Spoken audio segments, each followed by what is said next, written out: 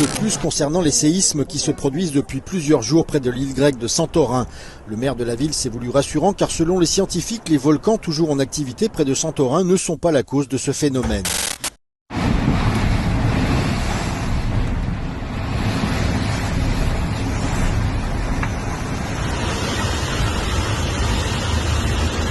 Pourquoi cet animal des abysses remonte-t-il à la surface? Le diable noir, aussi appelé baudroie abyssal, est un prédateur des profondeurs, vivant entre 200 et 2000 mètres de profondeur sous l'eau. Pourtant, il a récemment été observé en plein jour à la surface au large de Tenerife. Les eaux d'un ruisseau de la banlieue de Buenos Aires sont temporairement virées au rouge carmin jeudi 6 février, suscitant l'inquiétude des habitants qui pensent à une pollution.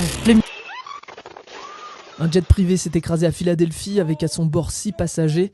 Il n'y a aucun survivant. Selon l'administration fédérale de l'aviation, l'avion à destination de Branson dans le Missouri s'est écrasé peu après son décollage.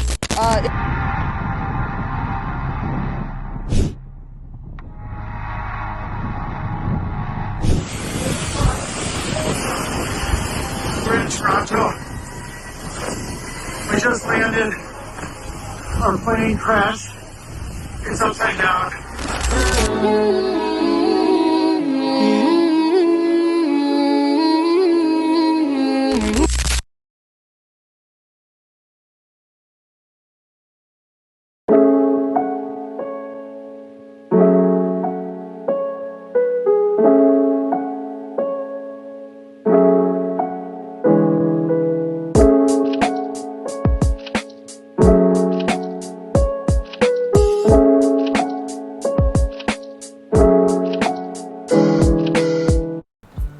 Bonjour Alain. Bonjour Sandra, bonjour à tous nos auditeurs, tous ceux qui nous écoutent, tous ceux qui prennent du plaisir à partager avec nous ces enseignements sur la parole de Dieu.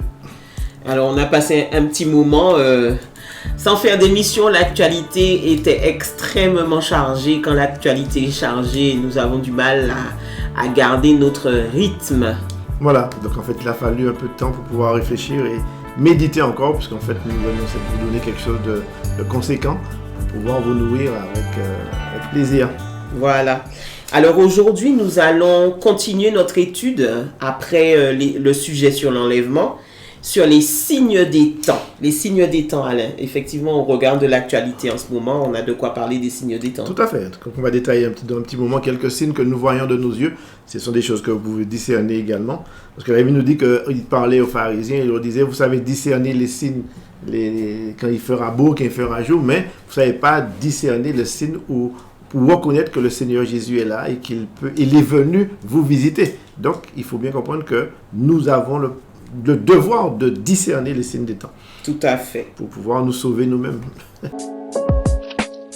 Dernièrement, en regardant un petit peu l'actualité, je suis sûr que vous avez entendu parler de tous les crashs d'avions qui se font depuis la fin de l'année 2024 et puis le début de l'année 2025. Et c'est impressionnant le nombre d'avions qui tombent. Donc, dernièrement, nous avons été faire quelques recherches pour tenter de comprendre quel dysfonctionnement il y avait. Parce qu'en fait, non seulement il y a des crashs d'avions, on voit des dauphins échoués, 150 dauphins échoués sur une plage en Australie.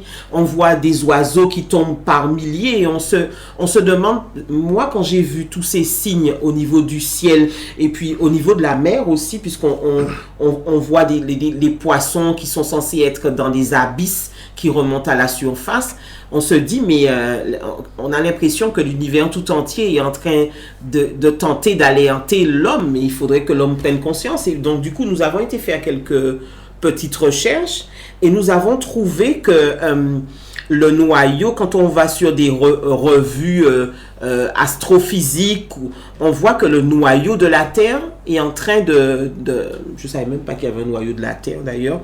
J'ai appris que la Terre était composée de plusieurs couches, qu'il y avait la couche terrestre, ensuite qu'il y avait quelque chose qu'on appelait le manteau, et puis la troisième partie, c'était le noyau dur, le noyau interne de la Terre, c'était quelque chose de dur. Et donc, au travers des recherches, on se rend compte que le noyau interne de la Terre était et aussi en rotation. Et ça, c'est quelque chose que j'ai découvert et que je ne connaissais pas. Et on dit que ce noyau interne de la Terre qui est en rotation, c'est lui qui produit tout le champ magnétique autour de la Terre. Et on découvre, les scientifiques voient que ce noyau interne est en train de s'arrêter, presque de s'arrêter de tourner. Et certains lient toute l'activité où vous voyez les poissons des abysses qui remontent, ou alors vous voyez les crashs d'avions, parce que ça, visiblement, ça crée des espèces de trous magnétiques. Et étant donné que toute la technologie humaine au niveau de l'aérien est basée sur les ondes, donc si le champ magnétique est touché, forcément, la technologie humaine qui est basée sur les ondes sera aussi touchée. Tout à fait. Et on a trouvé certaines conversations de personnes avant le crash.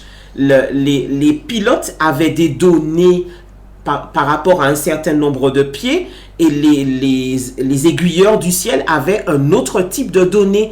Et donc, si par exemple le pilote pense qu'il est à 100 pieds et qu'il est déjà arrivé à 40 pieds, forcément, l'avion va cracher parce qu'il y a une différence entre les données des aiguilleurs du ciel et les données du pilote. Donc, le fait que la Terre, le noyau de la Terre soit en train de ralentir, on ne sait même pas pourquoi, ça cause des problèmes au niveau du champ magnétique avec les oiseaux qui s'écrasent, et énormément de choses sont bouge en fait, c'est remis en cause, quoi. Bouleversées à cause de ça. Exactement. Voilà. Donc ça, c'est un des points, parce que on a une portion des Écritures qui dit que les éléments du ciel seront ébranlés, voilà. Donc là on sent bien qu'on a l'impression que la Terre, elle en a marre et qu'elle a envie de nous vomir. Parce qu'en fait, on lui fait du mal, tout simplement. Voilà. Enfin, c'est pas seulement la Terre, c'est l'univers. L'univers, mais aussi en fait la parole de Dieu qui doit s'accomplir. Et en fait, Dieu a tout prévu pour pouvoir en fait permettre son avènement. Donc c'est pourquoi il crée des signes pour nous avertir. Ces signes-là sont faits pour pouvoir nous retenir notre attention, parce que la parole de Dieu l'a dit il y a plus de 2000 ans. Il faut que nous puissions la comprendre pour savoir que nous devons nous préparer à la rencontre de notre Dieu. C'est ça. Alors, il y a une série noire de tremblements de terre aussi. Il y en a eu un certain nombre.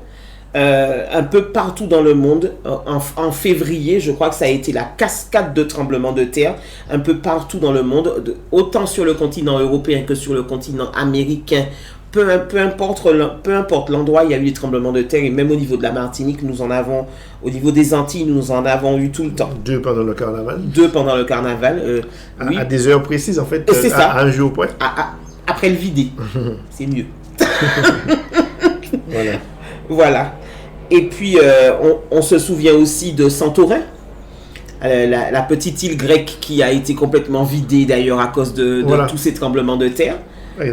Là, c'est vraiment particulier. Les gens partent dans une catastrophe là. Tout à fait. Mais jusqu'à ce jour, les écoles n'ont pas...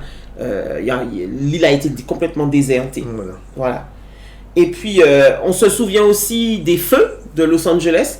Et ce qui est impressionnant dans toute cette actualité-là, c'est que tout se fait sur un laps de temps relativement court, très concentré, parce que c'est mieux.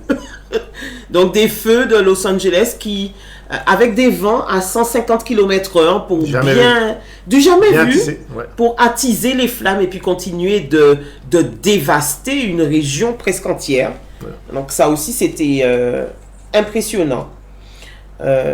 Donc voilà. Et puis, on annonce aussi pour l'année 2030-2032 une météorite qui est en train de, avec une sphère assez importante, qui est en train de se diriger sur la Terre.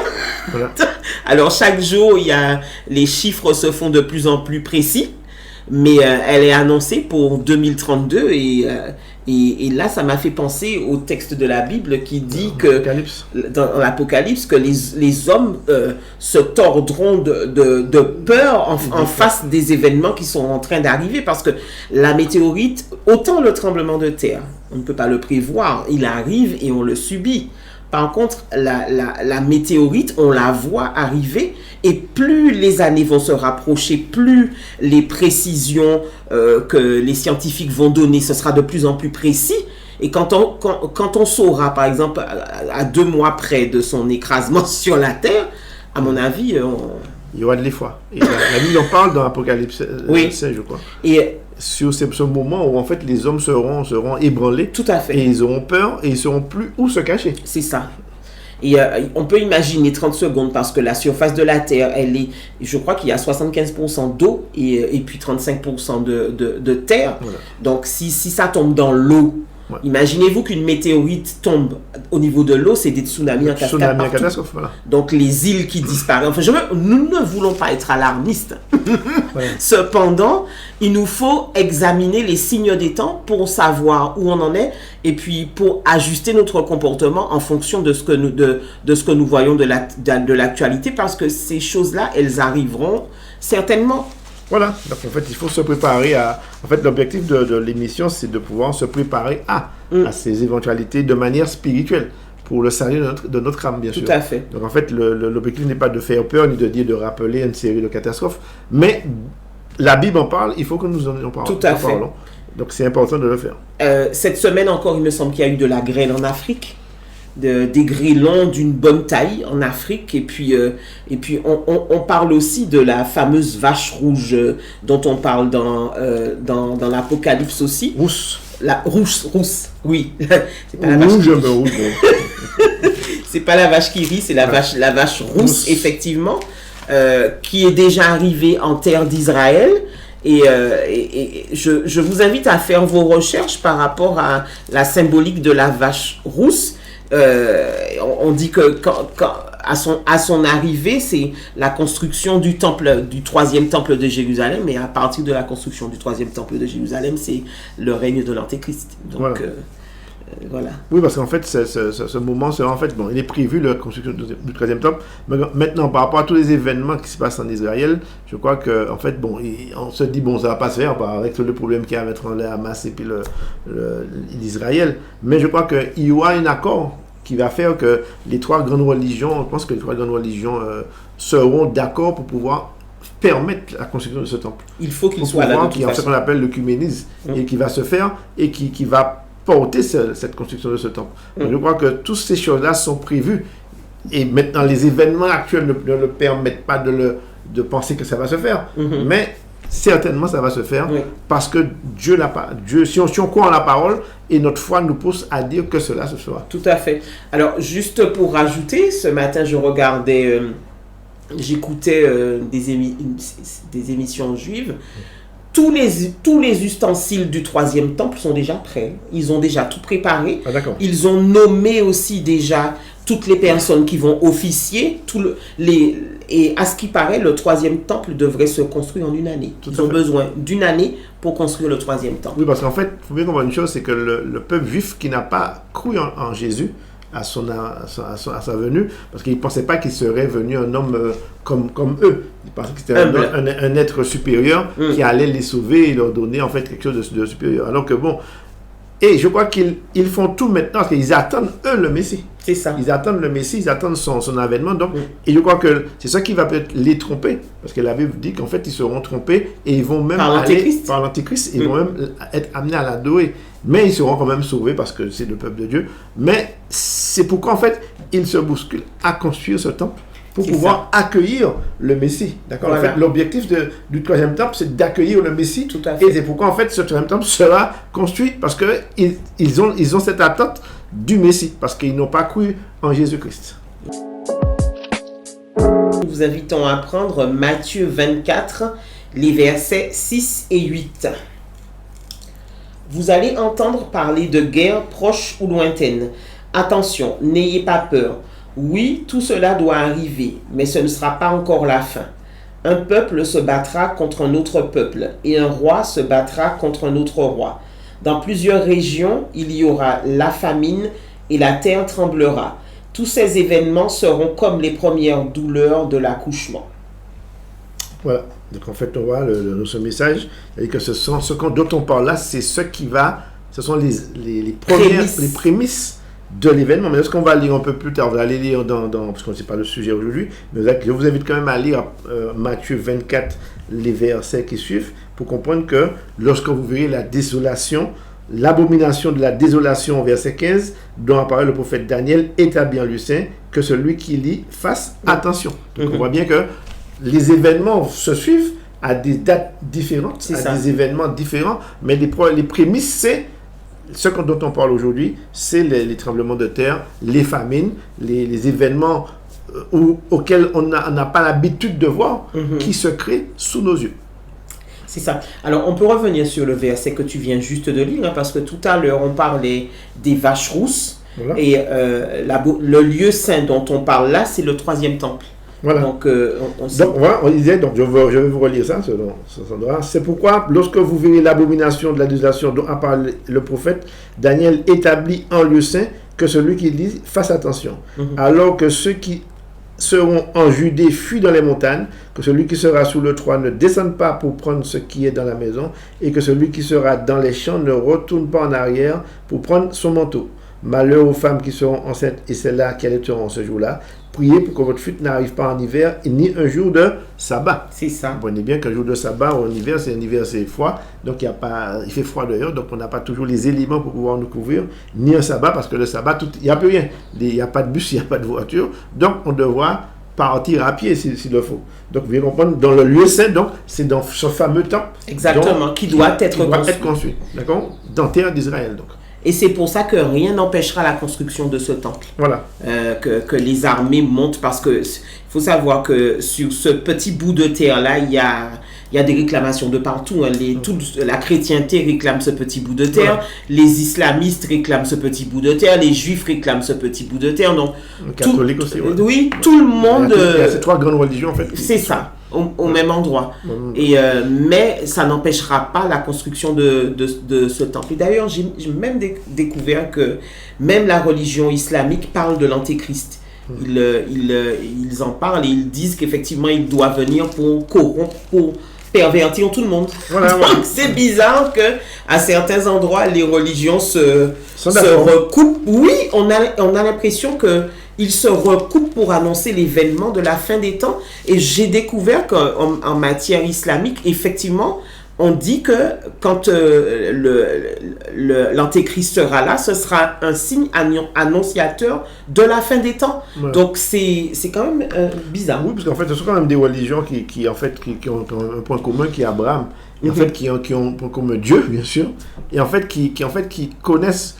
Qui ont des pratiques différentes, certes, mais qui ont quand même cet objectif de Dieu, en fait. C'est ça. Et qui savent qu'il y aura la fin des temps. Tout à fait. Ils le savent. D'accord ? Ils sont au clair avec. Ouais. Voilà. Alors, nous allons prendre maintenant aussi Luc 21, versets 25 à 28. Il y aura des signes dans le soleil, dans la lune et dans les étoiles. Et sur la terre, il y aura de l'angoisse chez les nations qui ne sauront que faire au bruit de la mer et des flots. Les hommes rendant l'âme de terreur dans l'attente de ce qui surviendra pour la terre, car les puissances des cieux seront ébranlées. Donc quand on voit au bruit de la mer et des flots, en fait, ça c'est un signe en fait, des peuples, en fait. Ce sont les peuples, le mouvement des peuples, la révolte des peuples, parce qu'on peut bien comprendre que les peuples aussi se révoltent face à l'injustice qui existe. Et je crois que ça peut être la mer, en fait, dont tout en parlait, la météorite qui va tomber, mais ça peut être la mer, c'est également synonyme de peuple, des événements où les gens se révoltent pour pouvoir en fait créer en fait des souffrances. Et ça va, il y aura de l'angoisse en fait, parce que les dirigeants ne sauront même pas quoi faire et comment gérer tous ces événements. Tout à fait. J'imagine si une météorite doit arriver sur la Terre, parce que effectivement, quand on prend, c'est intéressant de prendre les éléments scientifiques purs, de faire une corrélation entre les éléments scientifiques et les éléments bibliques, et de tout assembler, parce que quand on voit les scientifiques dire que la météorite est en train de se diriger vers la Terre, et puis qu'on lit le verset qui nous dit que les hommes rendant l'âme de terreur dans l'attente de ce qui surviendra sur la Terre, parce que les puissances du ciel seront ébranlées, les 2000 bout à bout, on comprend ce qui va se passer, et on voit que ce sont de véritables prédictions qui ont été faites il y a des millénaires. Tout à fait. Et en fait, pour pouvoir se réconforter un peu, au verset 27, « Alors on verra le Fils de l'homme venant sous une nuit avec puissance et grande gloire. Quand ces choses commenceront à arriver, redressez-vous, levez votre tête parce que votre délivrance approche. » Pour tous ceux qui croient en Jésus, tous ceux qui ont se donné à Jésus-Christ, même donc on vivra en fait ces éléments d'angoisse également. Tout à fait. Mais de se redresser parce que notre Jésus-Christ viendra nous chercher. Tout Donc à en fait, fait. il y aura un moment d'angoisse que le chrétien devra vivre également dans ce temps-là. C'est pour ça qu'il faut savoir où on met nos attentes.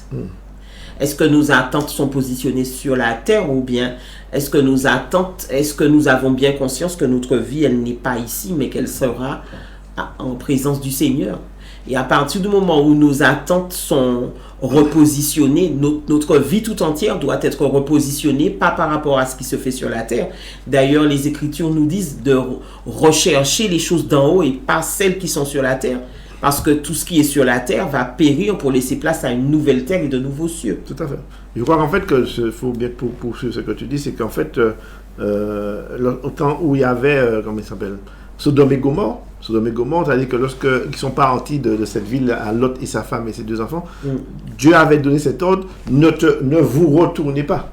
Et ça rappelle un petit peu ce terme, le mot de Dieu nous dit, vous êtes dans le monde, mais n'aimez pas les choses du monde. Tout à fait. Et qu'est-ce qui s'est passé, c'est qu'en fait, cette femme a aimé les choses du monde. C'est-à-dire qu'elle a aimé, elle avait cette souffrance à laisser derrière elle ce qu'elle avait laissé, cette vie de jouissance, de plaisir, ce qu'elle vivait, ces moments où elle était peut-être elle vivait ces éléments avec joie peut-être, mais l'autre parce que l'autre, bien comprendre, l'autre dans sa foi, c'était le fils d'Abraham, c'était le neveu d'Abraham, et il connaissait, il est parti avec Abraham, donc il connaissait les choses de Dieu, et tous ceux qui connaissent les choses de Dieu de manière profonde auront cette assurance d'accéder, et ils ne vont pas se retourner comme la femme de Lot, parce qu'en fait la femme de Lot n'avait pas cette connaissance aussi forte des choses de Dieu que l'autre. Tout à fait. Et cette femme s'est retournée, c'est pourquoi elle nous dit de ne pas aimer les plaisirs du monde. C'est pas parce que les plaisirs du monde ne sont pas sont mauvais en soi,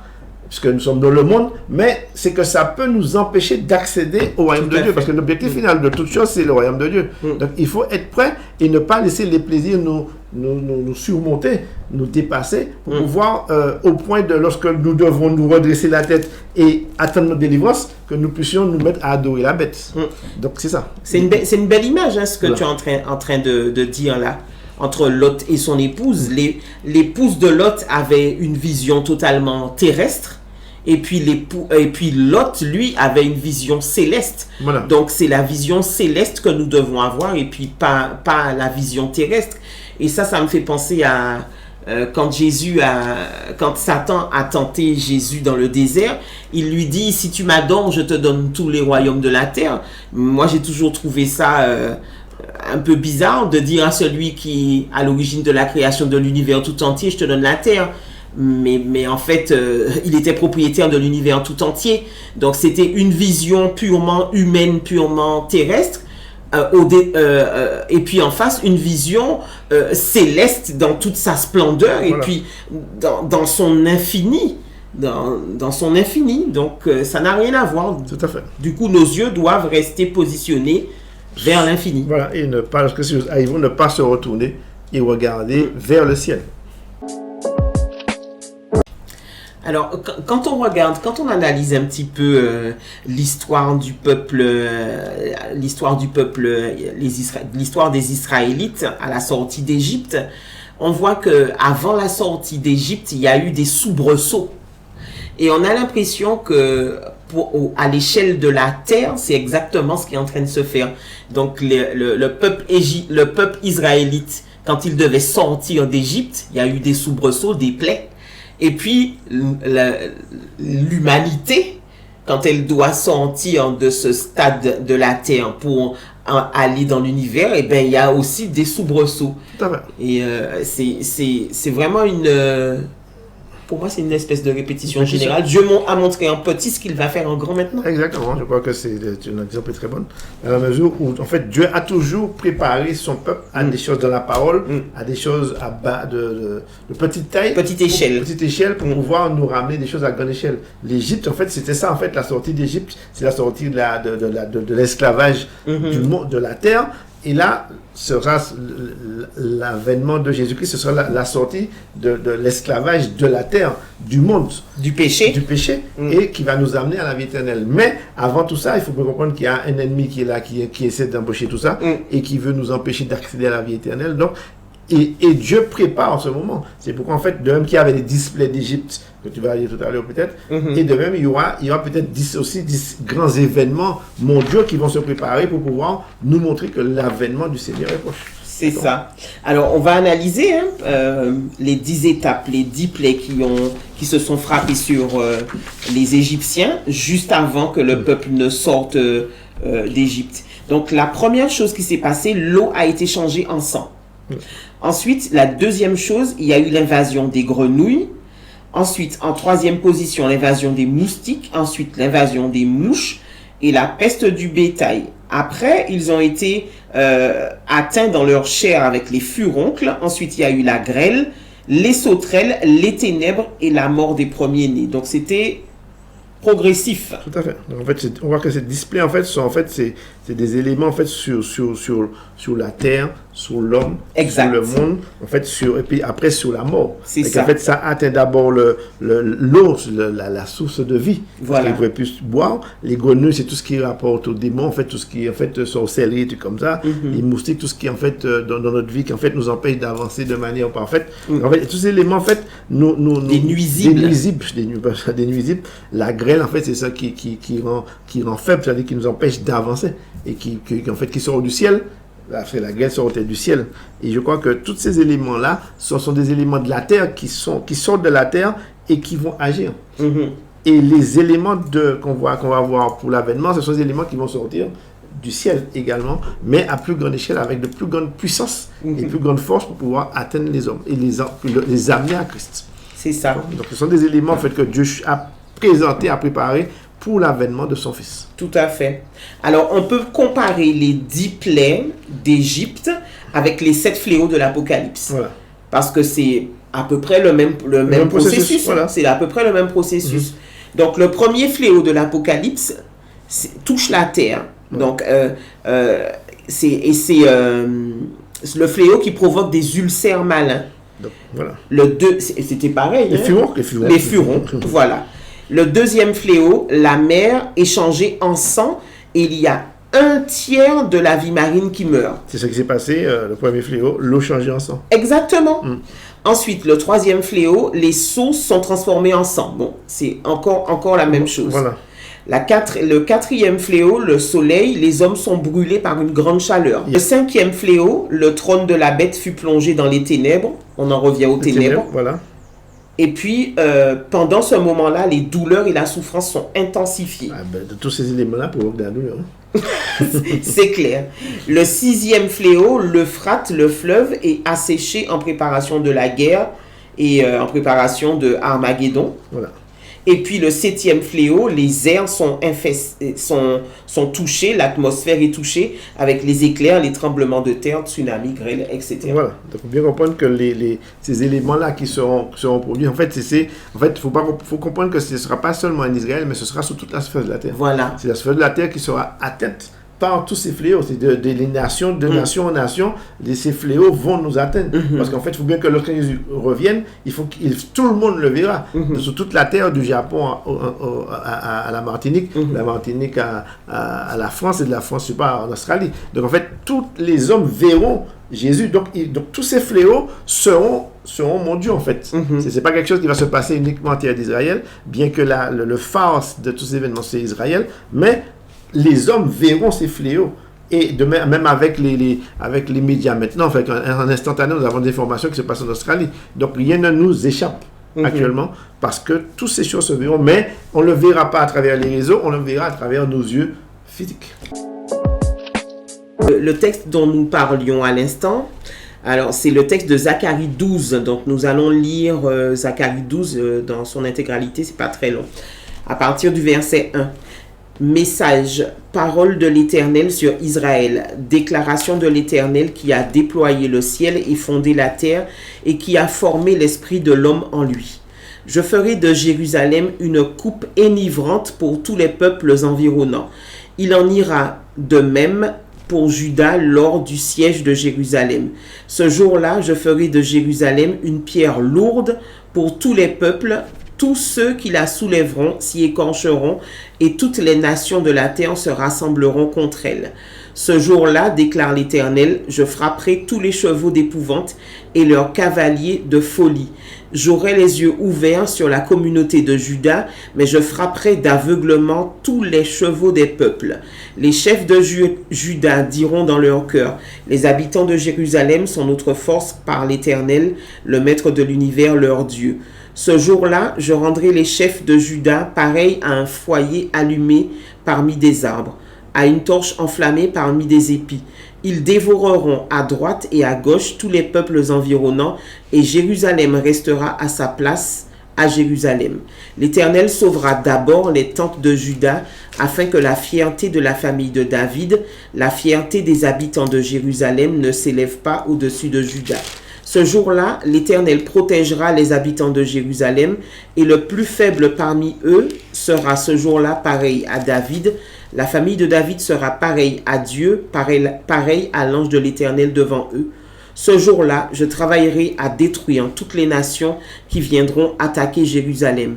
Alors je déverserai sur la famille de David et sur les habitants de Jérusalem un esprit de grâce et de supplication, et ils tourneront les regards vers moi, celui qu'ils ont transpercé. Ils pleureront sur lui comme on pleure sur un fils unique. Ils pleureront amèrement sur lui comme on pleure sur un premier-né. Ce jour-là, le deuil sera grand à Jérusalem, comme le deuil d'Adad-Rimon dans la vallée de Megiddo. Le pays sera dans le deuil, chaque clan à part, le clan de la famille de David à part et les femmes à part, le clan de la famille de Nathan à part et les femmes à part, le clan de la famille de Lévi à part et les femmes à part, le clan de la famille de Shimei à part et les femmes à part, et tous les autres clans, chacun à part et leurs femmes à part. Amen. Donc, comprenez bien que ce chapitre 12 qui retrace un peu ce dont c'est une prophétie. Nous parlons, c'est une prophétie sur Israël, mais également sur nous, parce que les portes seront ouvertes, et la repentance sera proclamée, parce que les gens verront en fait la gloire de Dieu. Ils verront celui qu'ils ont percé. C'est ça. Donc je crois que cette grande bataille qui va se produire, on appelle ça la bataille d'Armageddon. C'est une bataille en fait qui en fait, tu vois que c'est dans Ézéchiel 37. Et ils en parlent pour bien comprendre que cette vie de l'esprit dont nous vivons aujourd'hui nous révèle certaines choses sur ces grandes batailles. Et ce n'est pas une bataille qui va se passer en Israël, mais ça va se faire sur toutes les nations, parce qu'il est bien parlé des nations, et Dieu va agir contre les nations. Il est dit dans le chapitre 12, il dit, en ce jour-là, je dis Éternel, je frapperai détruisement tous les chevaux. Les chevaux, en fait, c'est toutes les armes et les puissances. Les chevaux, en fait, les chevaux, c'est comparé à la puissance. Ils vont attaquer ceux qui seront rentrés par le fleuve Euphrate. Voilà. Et de délire ceux qui les monteront. Mais j'aurai les yeux ouverts sur la maison de Juda. Donc, en fait, toutes ces charges, toute cette puissance militaire où Dieu va agir, il va détruire cela en un clin d'œil. Donc on voit bien que cette puissance-là, c'est pourquoi il parle de bataille. Ceux qui se lèveront contre Israël seront réduits à néant. Et c'est ce qu'on disait, à l'instant. D'une part, Dieu frappe, ça sert à avertir. Et puis d'autre part, ça sert aussi c'est l'épée à double tranchant en fait. Voilà. Ça sert pour un jugement, mais en même temps, ça sert d'avertissement. Voilà. Et donc, effectivement, les Juifs qui ont l'habitude de se repentir de péché, qu'est-ce qu'ils vont faire encore une fois? Ils vont revêtir le sac et la cendre encore une fois, et finalement, ils seront sauvés. Parce que Dieu dit là, et puis là, Dieu leur fait carrément grâce, parce qu'il dit, je vais déposer sur eux un esprit de grâce et de prière. Voilà. Donc, ils auront la grâce de pouvoir se repentir pour pouvoir accéder au royaume de Dieu. Et puis, le plan caché de Dieu va... Le plan caché de Dieu, parce que c'était le plan de Dieu dès le départ, il fallait qu'il atteigne tous les peuples de la terre. Donc finalement, le fait que le peuple d'Israël ne se soit pas donné tout de suite, ça a permis de nous faire entrer, nous, dans le royaume de Dieu. Et puis maintenant, au dernier moment, les premiers seront les derniers. Ceux qui ont été premiers au départ, les Israélites, seront les derniers à être appelés. Ils seront appelés. Voilà. Les premiers seront les derniers. C'est ça. Donc, en fait, lorsque Dieu parle de la fin du monde, en fait, c'est la fin en fait d'une société méchante, la fin d'une société en fait qui gère les choses. En fait, c'est pourquoi Dieu ne doit pas aimer le monde. Le monde, qui est une société méchante, c'est-à-dire qui est égoïste. Et c'est cette fin de monde, c'est de ce monde-là que Dieu veut pour pouvoir établir le monde juste équitable pour tout un chacun. Et lorsqu'il parle, en fait, la bataille d'Armageddon, c'est cette grande lutte contre le péché, contre le monde, contre les souffrances et contre toutes ces choses que Dieu va se lever contre cela, en fait. Quoique Armageddon représente, en fait, cette bataille de Dieu contre le monde, contre les souffrances du monde. Beaucoup de gens parlent de pourquoi on souffre autant, pourquoi tant d'épreuves, tant de souffrances, tant de malheurs. Et c'est cette grande bataille, en fait, d'Armageddon qui va nous conduire à cette révélation de la destruction du péché, du monde. C'est pourquoi n'aimez pas le monde, parce que ce monde est méchant. De par son essence, parce qu'il a péché et qu'il vit dans le péché depuis des millénaires. Alors nous allons prendre 2 textes et puis ensuite nous allons faire un petit partage au sujet de ces 2 textes. Donc le premier, c'est Apocalypse 16, les versets 12 à 16. Et le deuxième que je vous donne déjà maintenant, comme ça vous allez pouvoir chercher, c'est Apocalypse 19, les versets 11 à 20. Et ces 2 textes-là parlent un petit peu de la bataille d'Armageddon. Donc le premier texte, Apocalypse 16, versets 12 à 16. Le 6e ange verse sa coupe dans le grand fleuve Euphrate et le fleuve devient sec. Ainsi, les rois qui viennent du côté où le soleil se lève pourront passer. Ensuite, je vois sortir 3 esprits mauvais de la gueule du dragon, de la gueule de la bête et de la bouche du faux prophète. Ces esprits ressemblent à des grenouilles. Ce sont des esprits envoyés par Satan qui font des choses extraordinaires. Ils vont trouver les rois du monde entier. Ils veulent les réunir pour le combat du grand jour du Dieu Tout-Puissant. Le Seigneur dit, « Voilà, je viens comme un voleur. Il est heureux celui qui ne s'endort pas et qui garde ses vêtements à côté de lui. Ainsi, il ne marchera pas tout nu et il n'aura pas honte quand les gens le verront. » Les esprits mauvais réunissent les rois en un seul endroit. En hébreu, on appelle cet endroit Armageddon. Amen. Ce que j'ai envie de dire, avant de passer à l'autre texte, c'est que le fleuve Euphrate est déjà sec. C'est ça. Il s'est déjà asséché. Alors dernièrement, je regardais une vidéo, il y a quelqu'un qui a eu la merveilleuse idée de faire un montage année après année de l'assèchement de l'Euphrate en montrant depuis, il me semble, 2018, une photo au même endroit, et on est en 2025, il n'y a plus d'eau dans l'Euphrate. Donc ça veut dire que la coupe, elle a déjà été versée. Voilà. Et quand on voit que ces signes-là qui ont été prédits il y a des millénaires et qu'on est en train de les vivre maintenant, il nous faut relever la tête et prier. Voilà. Alors maintenant, nous passons à Apocalypse 19, les versets 11 à 20. Ensuite, je vois le ciel ouvert. Il y a un cheval blanc, et son cavalier s'appelle Fidèle et Vrai. Il juge et combat au moyen de la justice. Ses yeux brillent comme du feu. Il porte beaucoup de couronnes sur la tête. Un nom est écrit sur lui que personne ne connaît sauf lui. Il est habillé d'un vêtement couvert de sang et il s'appelle Parole de Dieu. Les armées du ciel le suivent sur des chevaux blancs. Tous portent un vêtement de toile fine, blanche et pure. Une épée pointue sort de la bouche de ce cavalier pour frapper les peuples de la terre. Il les dirigera très durement. Il écrasera le raisin dans le pressoir à vin de la terrible colère du Dieu Tout-Puissant. Sur son vêtement et sur sa jambe, un nom est écrit, Roi des rois et Seigneur des seigneurs. Puis je vois un ange debout dans le soleil. Il crie d'une voix forte à tous les oiseaux qui volent très haut dans le ciel. Venez, réunissez-vous pour le grand repas de Dieu. Venez, mangez les rois, les chefs, les puissants. Venez, mangez les chevaux et leurs cavaliers. Venez, mangez tous les êtres humains, les personnes libres et les esclaves, les petits et les grands. Et je vois la bête, les rois de la terre et leurs armées. Ils sont réunis pour combattre le cavalier et son armée. La bête est faite prisonnière et le faux prophète avec elle. Ce faux prophète avait fait des choses extraordinaires devant la bête et ainsi il avait trompé ceux qui avaient reçu la marque de la bête et qui adoraient la statue. La bête et le faux prophète sont jetés tout vivants dans le lac de feu et de poussière brûlante. L'épée qui sort de la bouche du cavalier tue ceux qui restent et tous les oiseaux se nourrissent de leur corps. Tout à fait. Donc en fait, qu'est-ce qui est à la tête de cette armée? C'est Jésus, le roi des rois, le Seigneur des seigneurs. Et c'est lui qui va mener son armée à la victoire. D'accord? Et tous les ennemis de Dieu seront battus. Tous les ennemis de Dieu seront battus parce que ces gens-là ne respectent pas Dieu, ils ne traitent pas avec amour. Et on voit que c'est ce qu'on a dit, le monde qui est un monde méchant, qui fait tout pour détruire les hommes justes. Et on peut le voir dans Ézéchiel 39:7. Je ferai connaître mon saint nom au milieu de mon peuple d'Israël, et je ne laisserai plus profaner mon saint nom, et les nations sauront que je suis l'Éternel, le Saint d'Israël. Donc on voit là, il parle des nations.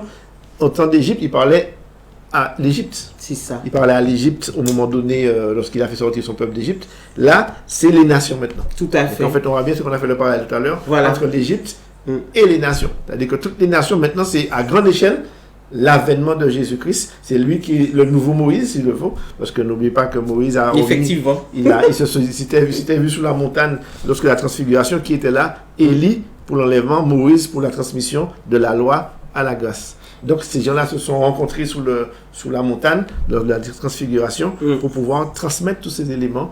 Et je crois qu'il y a une transmission d'une chose qui s'est faite à petite échelle vers une chose qui va se faire à grande échelle. Les nations et les gens, comme pour le roi d'Égypte, il saura que je suis Dieu, et les nations sauront que Jésus-Christ est Dieu. L'ennemi aura essayé jusqu'au bout. Jusqu'au bout, voilà. Mais en fait, il devrait savoir qui est Dieu. L'ennemi, c'est qui est. Mais pourquoi vouloir combattre un combat qui est déjà perdu? Parce qu'il a affaire à une toute-puissance. Mais c'est l'orgueil. Qu'est-ce qui conduit un homme à sa perte? C'est l'orgueil. C'est ça. C'est l'orgueil, c'est le refus de reconnaître et de se repentir. Donc jusqu'au boutiste, il est là pour pouvoir agir et mener son combat. Oui. Et parce que l'objectif de Satan, n'oublie pas que c'est la destruction de l'homme. Il a dit qu'il ne servira pas l'homme. C'est pourquoi il a été jeté en dehors du royaume. D'accord? Donc c'est pourquoi en fait, jusqu'au bout, même s'il donne à l'homme beaucoup de choses, mais dans le but toujours de les détruire. Satan n'a jamais aimé aucun homme, parce que la Bible nous appelle le père du mensonge. Même ceux qui le servent. Même ceux qui le servent. Il n'a jamais aimé les hommes parce qu'il est là pour les détruire. Donc il va leur donner tout pour pouvoir les amener à leur destruction. Il va leur donner tout pour ne pas aller vers Dieu. La question est de savoir pourquoi est-ce que ceux qui le servent en sachant qu'ils les détestent en fait. Ils ne savent pas ça. Ils ne savent pas parce que c'est encore des gens qui sont... Parce qu'en fait, ce que tu disais, et on t'en parlait une fois, c'était sur enfants de Dieu et créatures de Dieu. Parce que on a les enfants de Dieu, ceux qui ont connu Jésus-Christ, et les créatures de Dieu. Ils ont une parole de Dieu en eux, mais ils sont des êtres créés par Dieu, donc ils ont une parole de Dieu, mais ils ne sont pas enfants de Dieu. Et des fois, donc, ils sont libres d'aller vers Dieu ou vers l'ennemi. Donc c'est leur liberté. Et l'orgueil, quand ça te prend, ben, tu le détruis. Hein. C'est ça. Voilà. Donc en fait, c'est un petit peu ça, en fait, la question. Alors, nous aimerons terminer avec un verset que j'ai cité tout à l'heure, mais je n'ai pas donné la référence. Et ce verset m'a frappé parce qu'en fait, le plan de Dieu était fait depuis le départ. Depuis la chute d'Adam et Ève, son plan était fait. Et quand je suis tombé sur ce verset-là, moi j'ai eu, en anglais on dit insight, j'ai eu un éclair, c'est frappant dans Apocalypse 10, verset 7. Mais au moment où le 7e ange commencera à sonner de la trompette, le projet caché de Dieu sera accompli. Il a annoncé cela à ses serviteurs, les prophètes. Voilà. Le projet caché de Dieu. Dieu avait un projet caché. Ça c'est de l'ingéniosité. À l'état pur, voilà. Il veut sauver le monde entier. Donc, il permet aux Juifs il envoie le Sauveur, il permet aux Juifs de rejeter le Sauveur pour que le monde entier rentre dans son plan, et son plan s'accomplit avec les erreurs soi-disant, parce qu'en fait, on comprend quand on voit comment Dieu agit, que tout est bon, c'est comme un mur qu'on est en train de monter, les erreurs montées avec les bonnes actions, les mauvaises actions. Tout concourt au bien de celui qui aime. Ça fait un édifice et puis on arrive là où il veut. Voilà. Parce qu'il a déjà pris en compte le bon et le mauvais et il fait tout ce concourir pour notre bien. Et pour la gloire, sa gloire. Et là on peut dire tout est accompli. Amen. Voilà. C'est ici que se termine cette belle émission. Nous vous remercions de l'avoir suivi et puis nous vous disons à la semaine prochaine, ou si notre actualité est trop chargée, nous nous retrouvons quand le Saint-Esprit le permettra. Soyez bénis en tout cas. Que Dieu vous bénisse tous. Amen. Amen.